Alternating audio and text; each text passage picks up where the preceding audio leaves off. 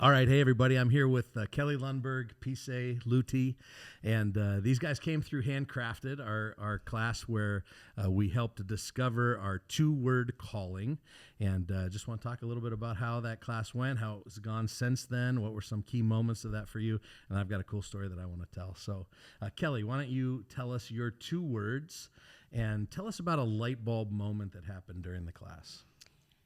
So my two words are building belonging. Yes.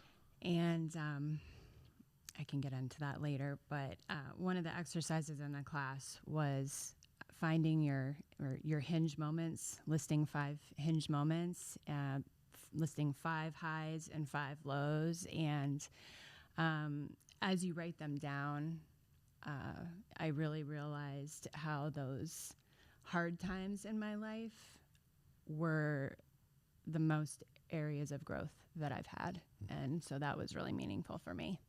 That's awesome. Pise, why don't you give us your two words and also talk about a light bulb moment that happened for you during the experience? Sure.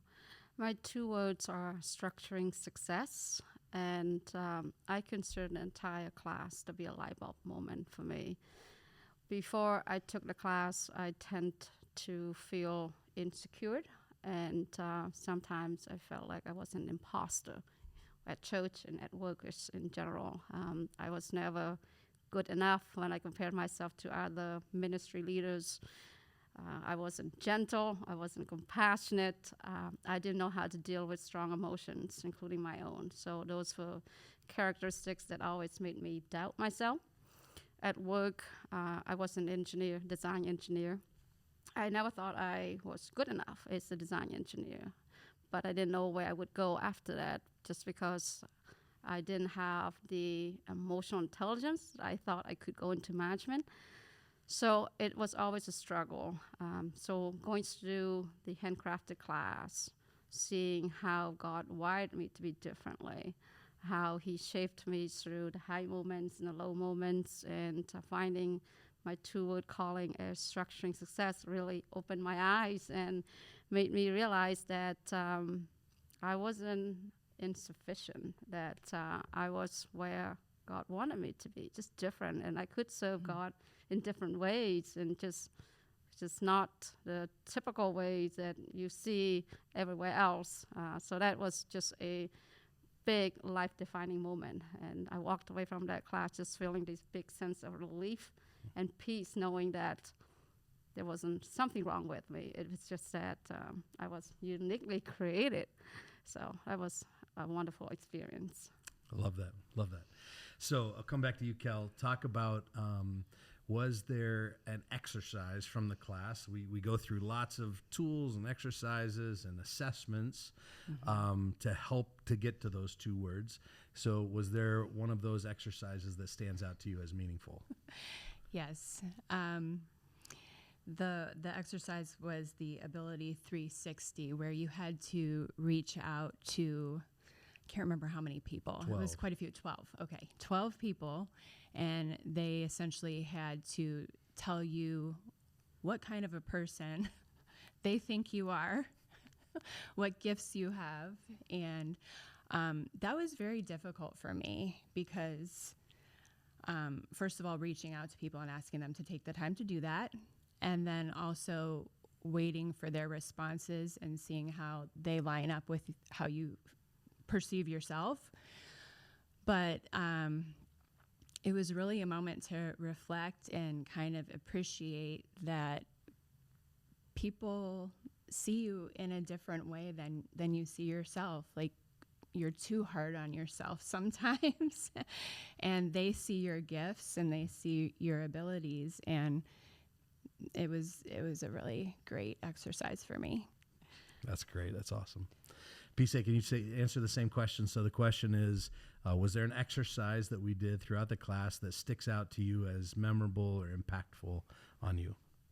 Similar to Kelly, the Ability 360, and just getting 12 people to tell me what were my top 2 to 3 abilities. Some of the feedback I received reinforced my prior understanding going into the class, knowing that this was my strength. but there were a few abilities that completely surprised me. So the consistent feedback I received from everyone was I was an excellent planner, and I knew that. That was my strength going into the class. I was always good at planning. I loved planning. The most surprising ability that several people identified was adaptability, being, excuse me, adaptability to changes, or being able to handle problems gracefully and well. And I never viewed myself as that. I always thought I was a stick in the mud type of person.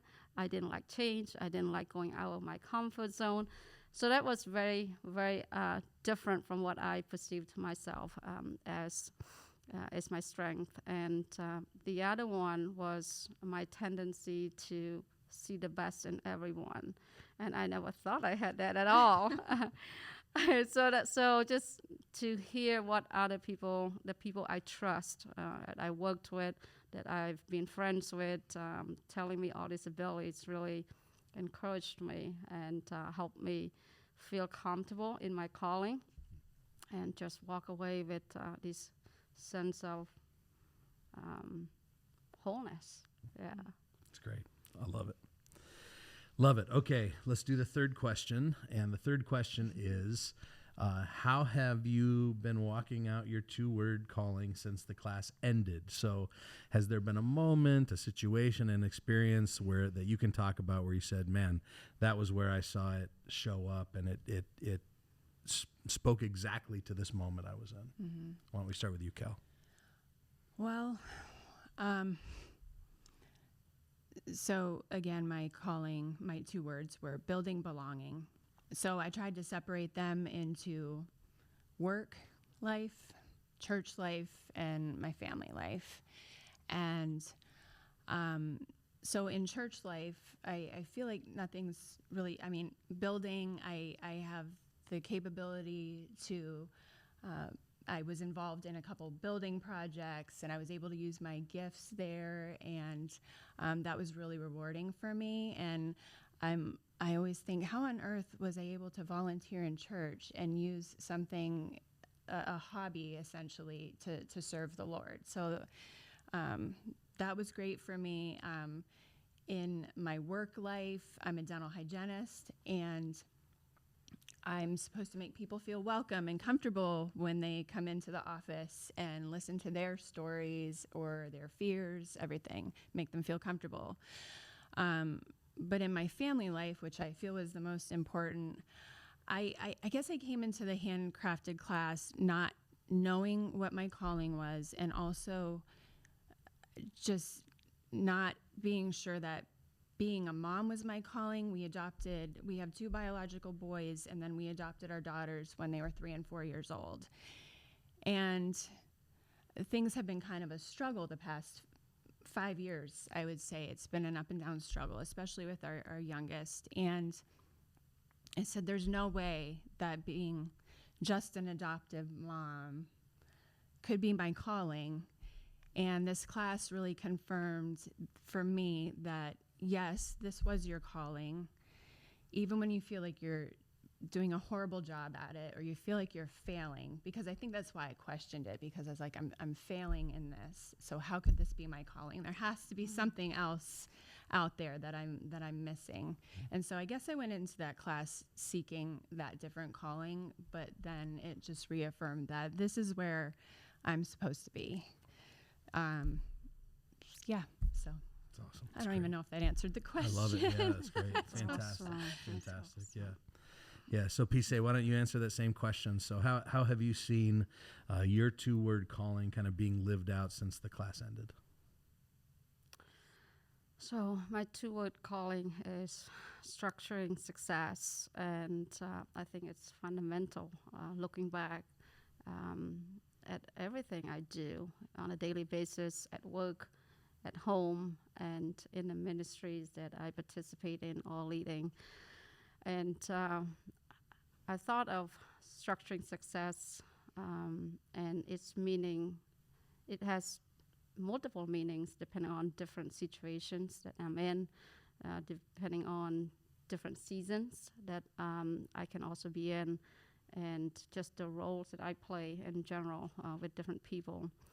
So at work, it's a natural calling because right now I am a program manager.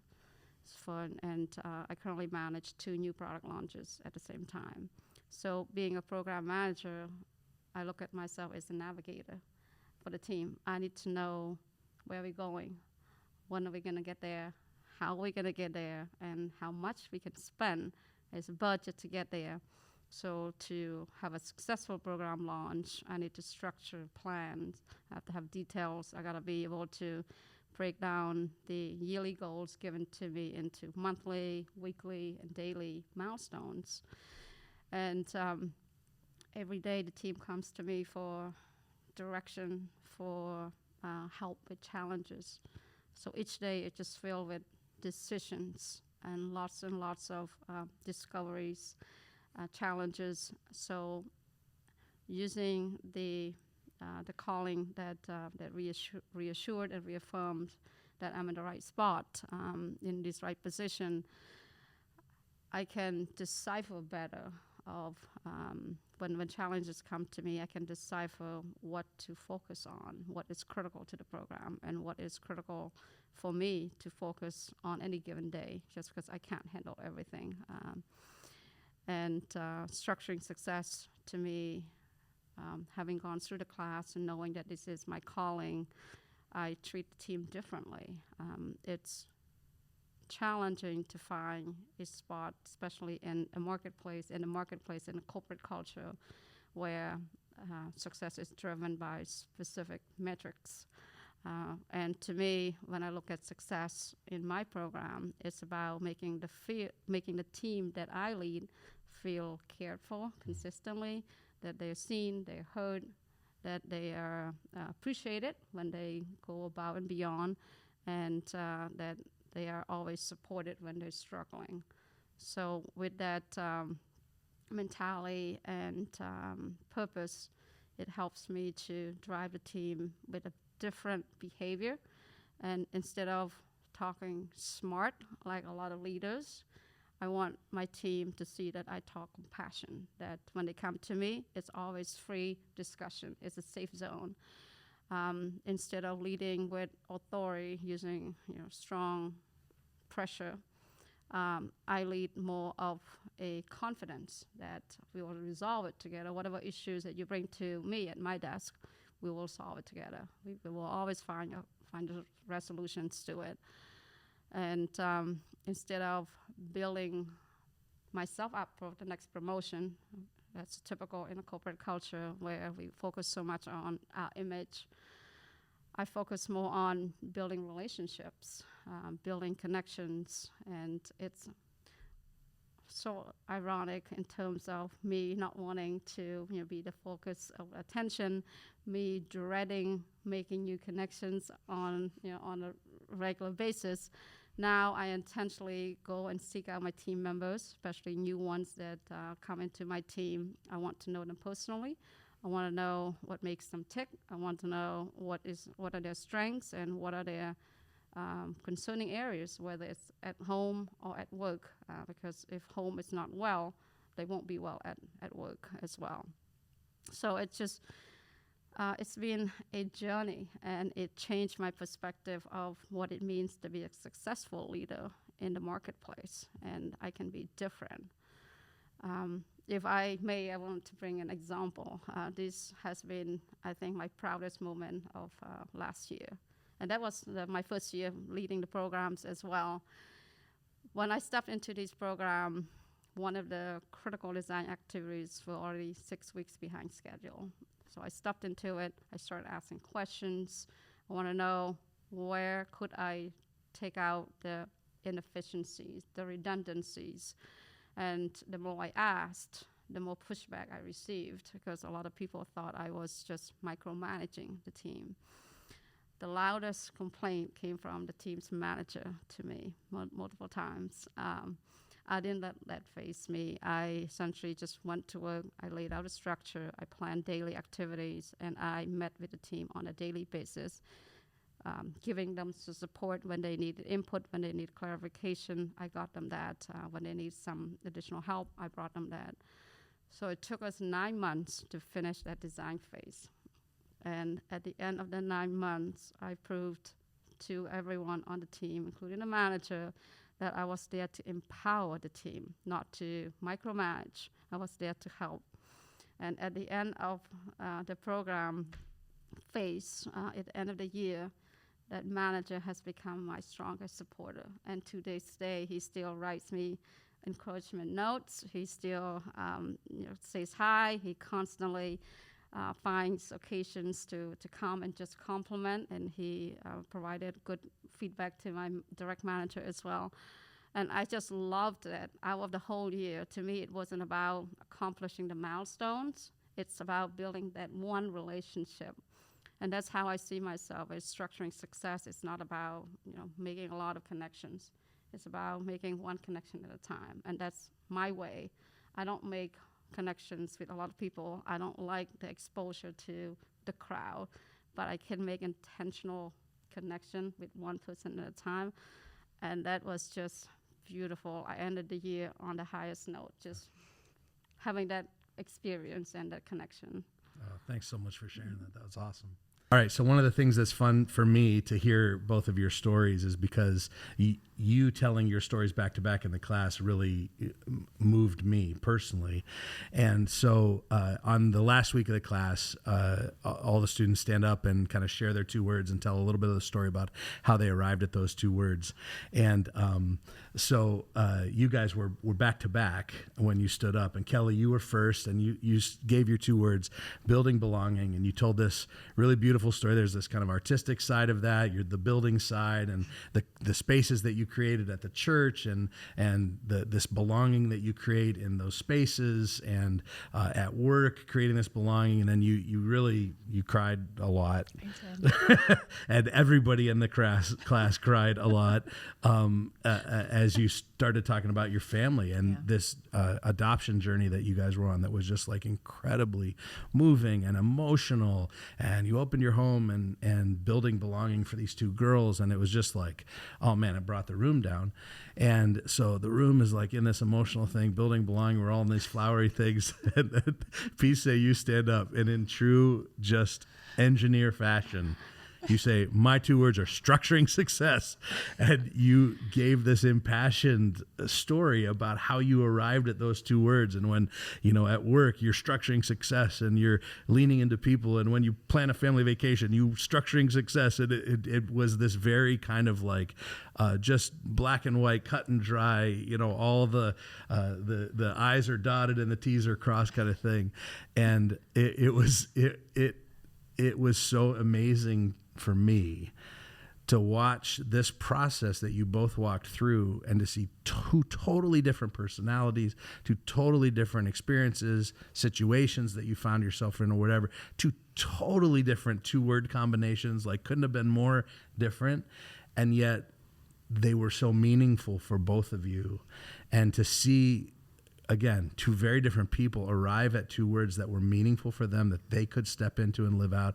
It just reminded me that God has uniquely designed every single person. And he's put us all in different places and around different people with different skills, different abilities, different passions, different gifts, to affect our worlds in our unique way. And to me, the back-to-back thing was the most beautiful expression of this class that I've seen to date. So I really appreciate you both, and I'm cheering you on as you live out your calling for Jesus. Thank you. Thank you.